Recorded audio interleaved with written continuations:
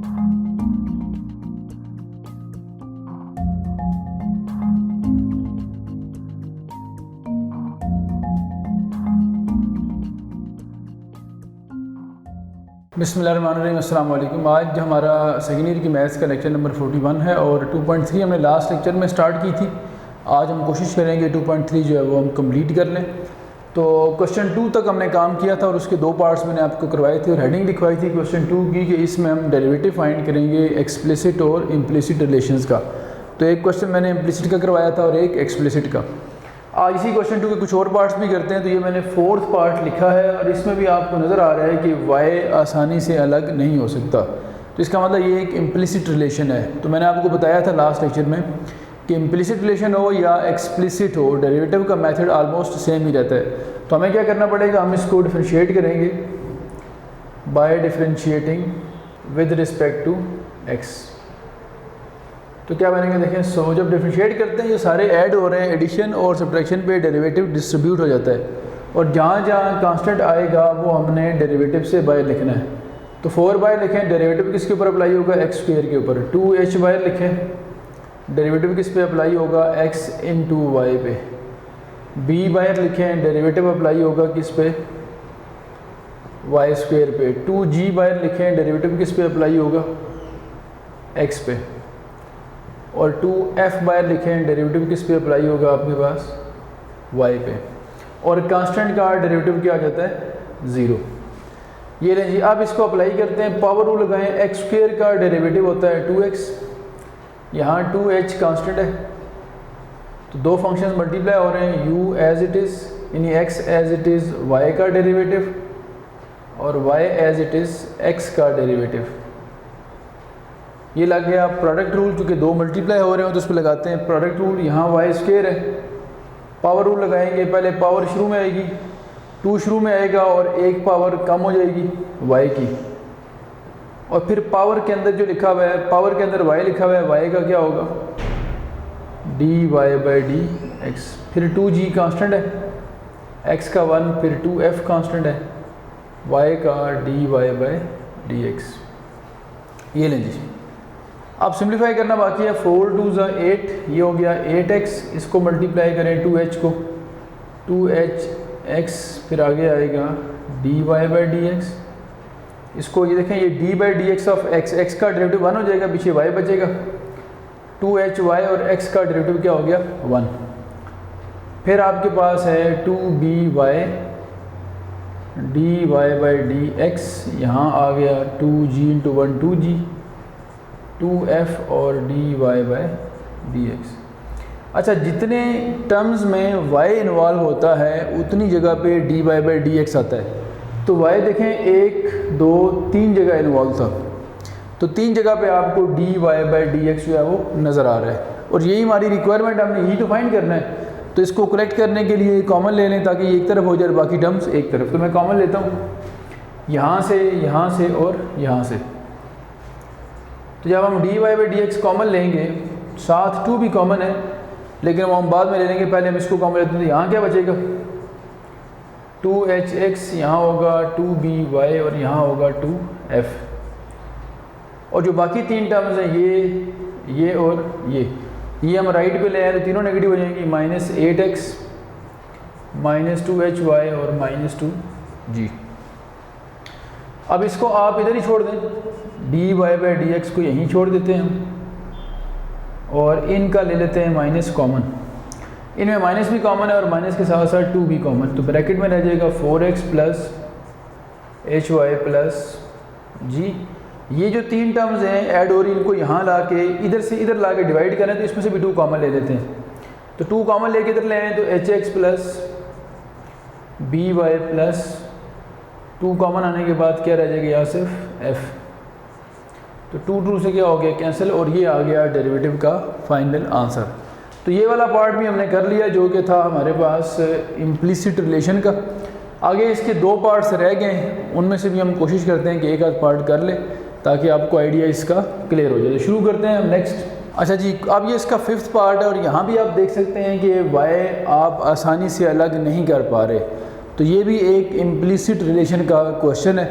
तो शुरू करते हैं डिफरेंशिएशन इसकी। ये दो मल्टीप्लाई हो रहे हैं, यहाँ ये दो मल्टीप्लाई हो रहे हैं, तो मैं लिखता हूँ by differentiating with respect to x के इन दोनों के दरमियान में तो प्लस है, ये वाला प्लस, तो डेरिवेटिव जो होगा वो अलग अलग डिस्ट्रीब्यूट हो जाएगा, यानी d by d x of, पहले दो पे अलग आएगा x into under root one plus y, और फिर d by d x of y into under root one plus x. अब यहाँ लगाते हैं रेडिकल रूल। रेडिकल रूल आपको सपोर्ट करेगा। रेडिकल रूल क्या था कि जब आप डेरिवेटिव लें किसी रेडिकल फंक्शन का, तो रेडिकेंड का डेरिवेटिव ऊपर आएगा और इसका डबल करके आपने नीचे लिखना होगा। रेडिकल रूल आपको सपोर्ट करेगा पार्शियली, इसका डेरिवेटिव लेने में और इसका। तो पहले तो आप देखें ये दो फंक्शंस का प्रोडक्ट है, x का और one plus y under root का। तो पहले लगेगा product rule u as it is, यानी first function as it is, derivative of second, second कौन सा है, वन प्लस वाई का स्क्वायर रूट, फिर second function as it is, और डेरिवेटिव किसका होगा, फर्स्ट का। फर्स्ट कौन सा था, x। फिर इसी तरह आगे चलते हैं। अब यहाँ भी वही होगा, दो फंक्शंस का प्रोडक्ट है y और under root one plus x. तो first function as it is, derivative of second, ये आ गया सेकंड आपके पास square root of one plus x. फिर second function as it is, derivative of first, first y था तो y का क्या हो जाएगा, dy बाई dx। अब इसको यहाँ लगाते हैं रेडिकल रूल। देखें अब रेडिकल रूल क्या होता है। रेडिकल रूल ये होता है कि यहाँ लिखा हुआ है कि जो अंदर क्वांटिटी है उसका डेरिवेटिव ऊपर लिखना है, उसका डबल नीचे लिखना है। तो ये रेडिकल है, अंदर लिखा है वन प्लस वाई, वन का हो जाएगा ज़ीरो, वाई का होता है d y by d x, और इसका डबल करके नीचे लिख दें, two into one plus y. अच्छा फिर आगे चलते हैं जी। इसके ब्रैकेट ये यूज़ नहीं करते, जो कि ऑलरेडी यूज़ किया हमने, इसको इसी तरह सिंपल रहने दें। इधर आ जाते हैं। अब इधर है जी वन प्लस वाई और x का डेरिवेटिव क्या होगा, वन x की रिस्पेक्ट से। फिर ये y है, यहाँ अगेन देखें रेडिकल लिखा हुआ है, रेडिकल रूल लगाएं तो अंदर वाले का डेरिवेटिव वन का ज़ीरो, x का वन ऊपर आ जाएगा, इसी का ट्वाइस नीचे आ जाएगा, और फिर एट दी एंड क्या होगा, वन प्लस एक्स और y का क्या हो जाना, dy by d x equal to zero. अब ये वाला x जब इससे मल्टीप्लाई होगा, डी बाई डी एक्स को साथ लिख लेते हैं, यूँ हो जाएगा। देखें ऊपर आप यूँ कर लें, वन ये x ऊपर लें, ये वाला x ऊपर आ जाएगा,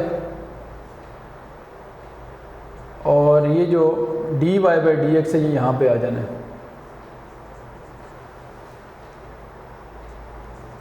और प्लस फिर वन प्लस वाई, ये वाला ऊपर y लिखें अगर तो ये होगा y ओवर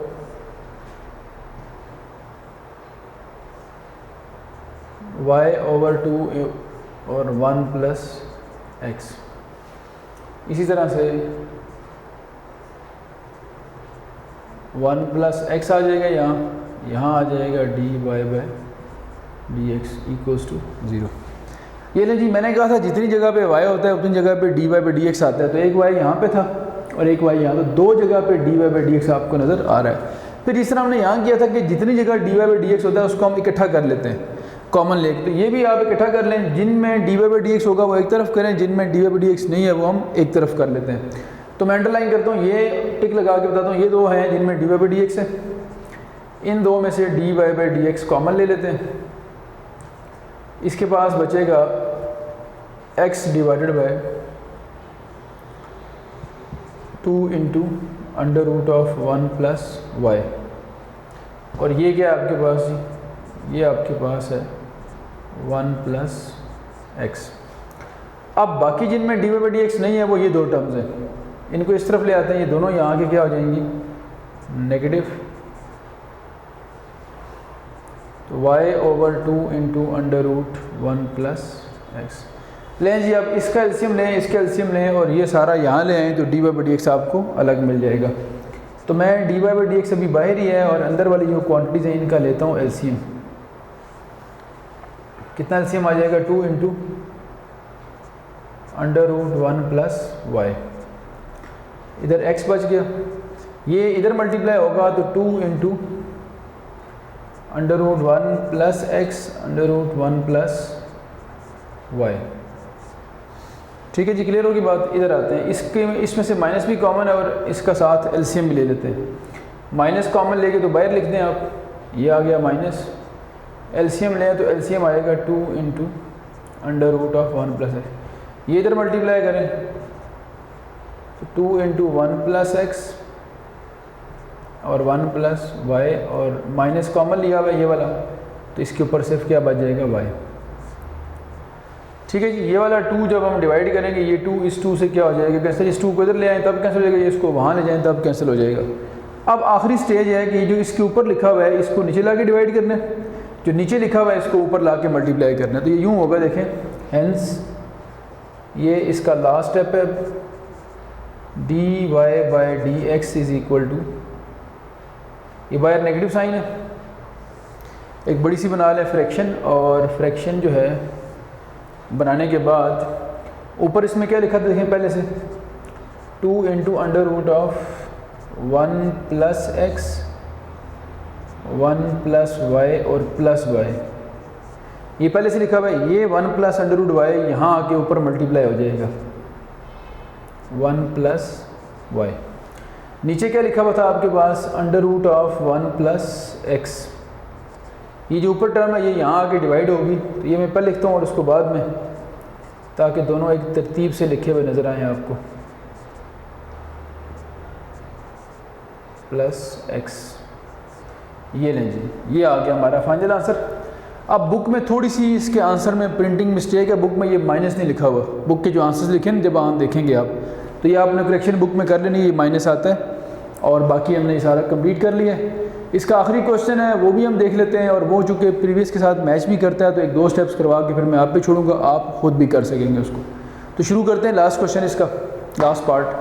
अच्छा जी, ये क्वेश्चन 2 का लास्ट पार्ट है, और ये भी एक्स और वाई आपस में मिक्स हुआ है, लेकिन यहाँ से वाई आसानी से अलग हो सकता है, तो हम वाई आसानी से अगर अलग कर लें तो वाई इक्वल आएगा x into under root x square plus 4 divided by x square minus 1। और अब ये u ओवर वी रूल से भी कर सकते हैं और u इंटू वी रूल से भी कर सकते हैं। अगर u ओवर वी रूल से करना है तो फिर ऊपर वाला सारा u ट्रीट करें, नीचे वाले को सारे को v, तो d by d x of u over v अगर किया जाए तो ये होता है v square, v as it is u derivative, u as it is v, जिसको हम क्वोशंट रूल कहते हैं। तो मैं लिखता हूँ जी, बाय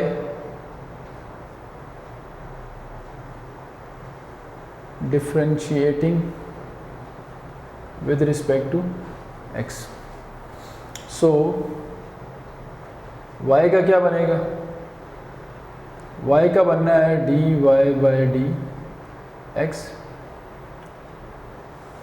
और इधर लगाते हैं हम क्वोशंट रूल। तो क्वोशंट रूल क्या होगा, देखें, नीचे वाले का स्क्वायर होगा, ये लिखा हुआ आपके सामने रेफरेंस इसका, नीचे वाले का स्क्वायर कर दिया, फिर ये एज इट इज़,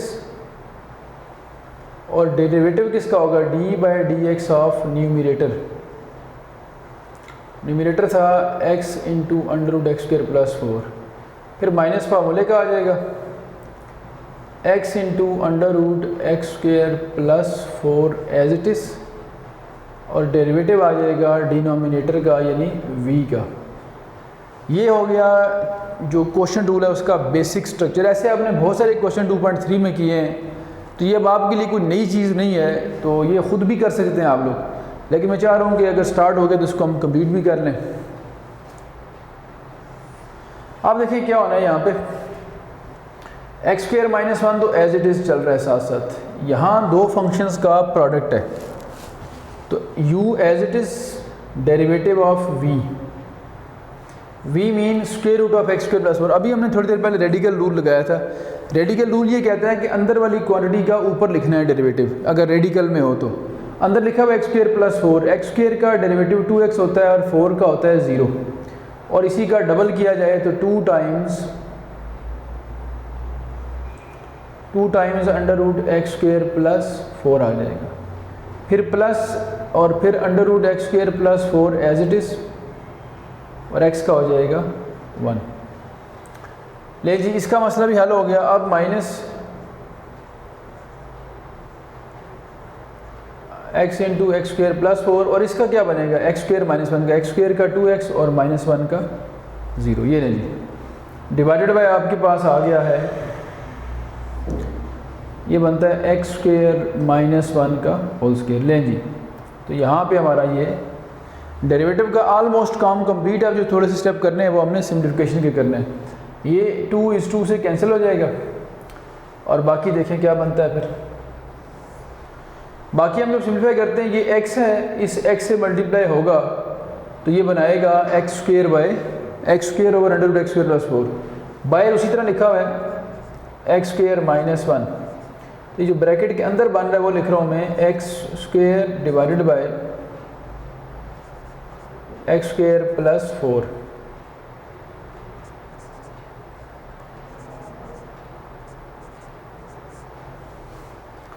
ये वाला 2x यहाँ मल्टीप्लाई करें तो माइनस 2x स्क्र और divided by x square plus 4। ये लेंगे ओवर क्या है हमारे पास एक्स स्क्र माइनस 1 का होल स्क्र। अब इसको पहले आपको इसका एलसीएम लेना पड़ेगा और फिर उसके बाद इसके साथ इस एलसीएम को कंबाइन करना पड़ेगा। तो पहले जो फ्रैक्शन है उसका एलसीएम लेते हैं। So d y by d x is now equal to, तो ये बहुत सारे क्वेश्चन ऐसे हो चुके हैं। अब आपको ये उम्मीद है आसान काम लग रहा होगा, क्योंकि मुश्किल नहीं था।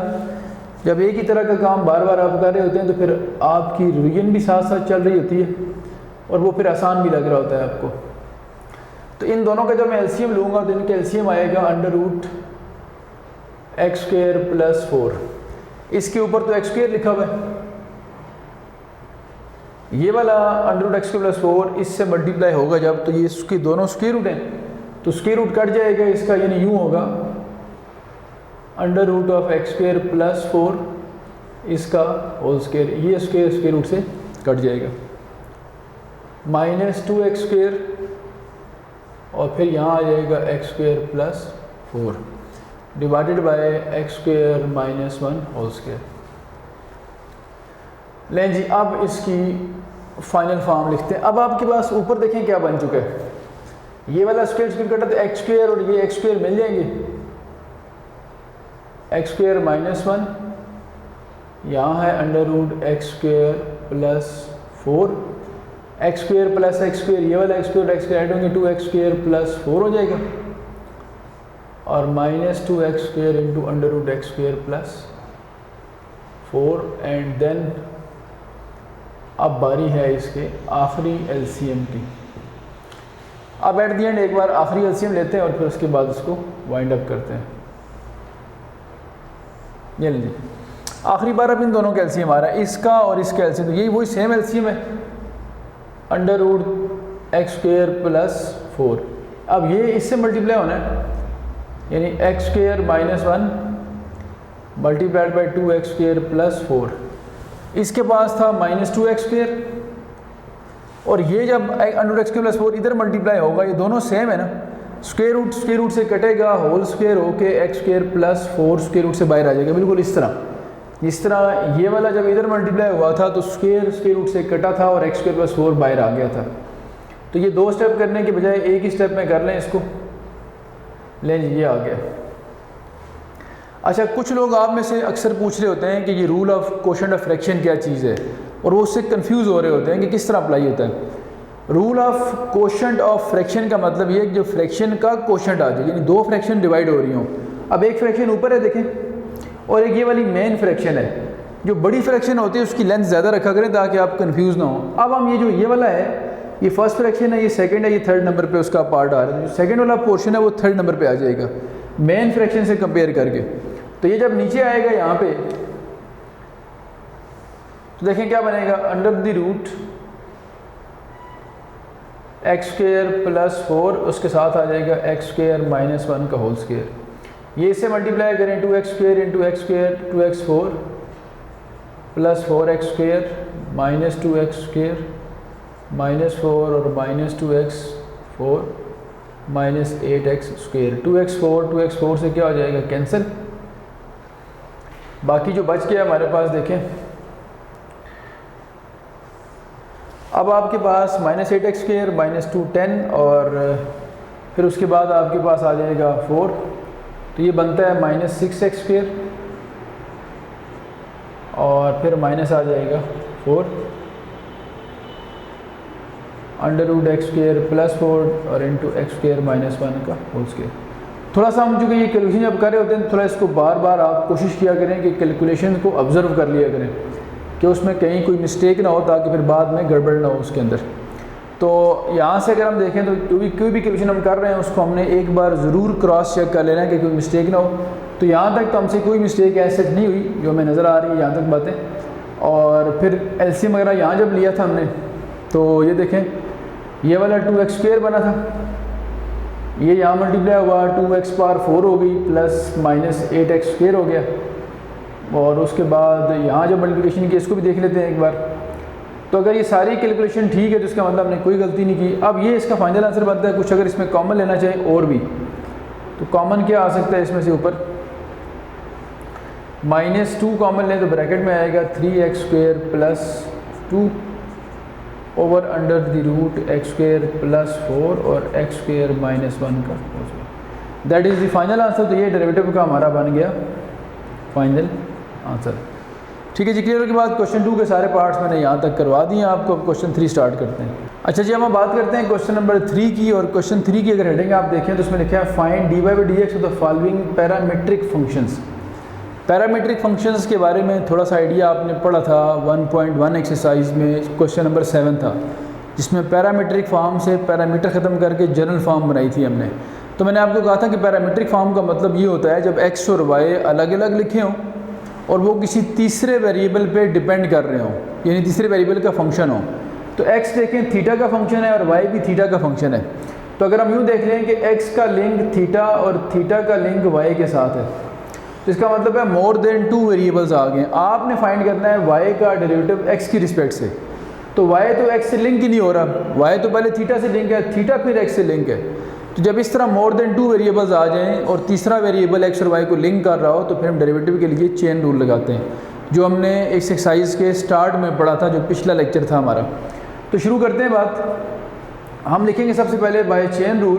चेन रूल से क्या होता है, जो dy/dx होता है ये बराबर होता है dy/d और dθ/dx, यानी y का डेरिवेटिव थीटा की रिस्पेक्ट से, थीटा का फिर x की रिस्पेक्ट से। इसको हम आम तौर पे अपने समझने के लिए ऐसे लिखते हैं। असल में होता क्या है, ये यूँ भी लिख सकते हैं कि y का डेरिवेटिव भी चाहिए हमें और x का डेरिवेटिव भी चाहिए। y के डेरिवेटिव को x के डेरिवेटिव पे डिवाइड करें तो rule of quotient of fraction लगाएं, सबसे लास्ट फ्रैक्शन ऊपर आ जाएगी, d थीटा यहाँ आ जाएगा, तो ये इस तरह बन जाएगा। तो यहाँ d थीटा से कैंसिल करें तो dy/dx ही बनता है। तो ये वाला मेथड हम चेन रूल कहते हैं। इसको ये तब लगाना चाहिए जब x और y आपस में लिंक ना हो या जब मोर देन 2 वेरिएबल्स हों।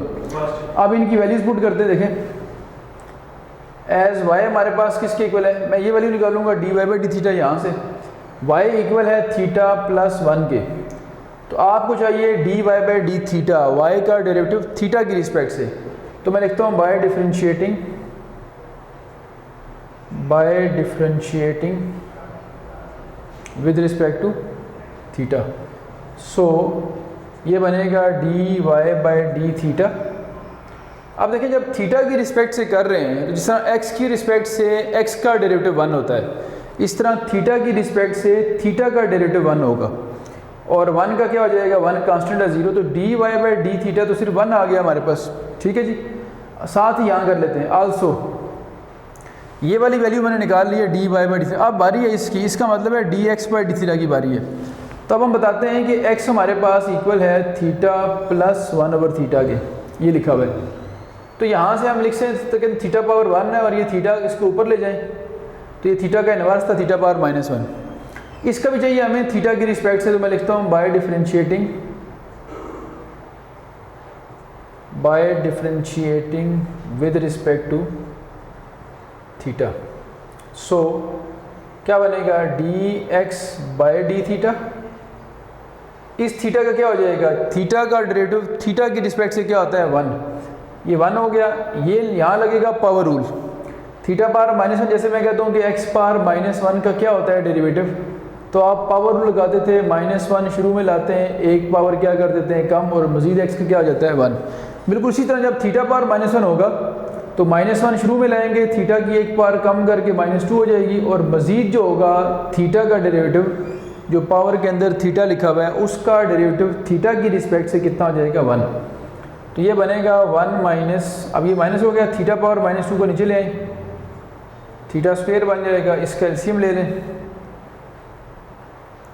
एलसीएम आप लेंगे तो क्या बनेगा देखें, नीचे आ जाएगा थीटा स्क्वायर, यहाँ आ जाएगा 1 माइनस थीटा स्क्वायर। तो ये जो वैल्यू आई है D x by d theta की, ये हमारे पास फाइनल फॉर्म में आई है 1 minus theta square divided by theta square. तो एक value d y by d theta जो कि किसके इक्वल है 1 के, और एक वैल्यू ये लिखी है हमारे पास। ये दोनों वैल्यूज़ जो आई हैं हमारे पास, ये दोनों हमारी वैल्यूज़ हमने कहाँ पुट करनी है, स्टार इक्वेशन में। देखें, putting values in star, star में क्या था, चेन रूल था। तो जब स्टार में पुट करेंगे तो क्या बनेगा, एक तरफ लिखा हुआ था d y by d x, ये वाला, इस तरफ पहली वैल्यू क्या है d y by d theta जो कि कितना है 1 है, तो ये हो गया 1, और साथ लिखा हुआ था D theta by d x. आपके पास क्या है D x by d theta, ये जो लिखा हुआ है ये उसका उलट लिखा हुआ है। तो जब इसको मैं वहाँ पेस्ट करूँगा, पुट करूँगा, तो ये उल्टा के पुट करूँगा मैं, इसको उल्टाएंगे तो ये क्या हो जाएगा D theta by d x जो कि ये लिखा हुआ है। तो ये वैल्यू पुट करेंगे उल्टा के तो क्या होगा, थीटा स्क्वायर ऊपर आ जाएगा और 1 माइनस थीटा स्क्वायर नीचे आ जाएगा, तो हमारा आंसर आएगा theta square over 1 minus theta square. So derivative का आंसर आया theta square over 1 minus theta square, that is the final answer. ठीक है जी, तो ये था हमारा क्वेश्चन चेन रूल का, और इसमें हमने पैरामीट्रिक फंक्शंस के फाइंड किए हैं डेरिवेटिव। अच्छा, आज का इसका जो सेकंड पार्ट हम करेंगे वो भी ऐसा ही है, लेकिन इसका सेकंड पार्ट रिजेंबल करता है इसके क्वेश्चन नंबर 4 के साथ। तो आज के लेक्चर में यहाँ क्लोज करता हूँ, और इसका सेकंड पार्ट और क्वेश्चन 4 जो है वो नेक्स्ट क्लास में हम करेंगे। और वैसे भी स्टूडेंट्स का ये फीडबैक रहता है कि थोड़ा सा लेक्चर का ड्यूरेशन कम रखा जाए ताकि वो चीज़ें सही तरह समझ सकें। तो मैं इसलिए आज के लेक्चर यहाँ क्लोज कर रहा हूँ। नेक्स्ट क्लास में, नेक्स्ट लेक्चर में इंशाल्लाह हम 2.4 का जो रिमेनिंग पोर्शन है वो कंप्लीट कर लेंगे। तो आज तक के लिए इतना काफ़ी है। अल्लाह हाफ़िज़।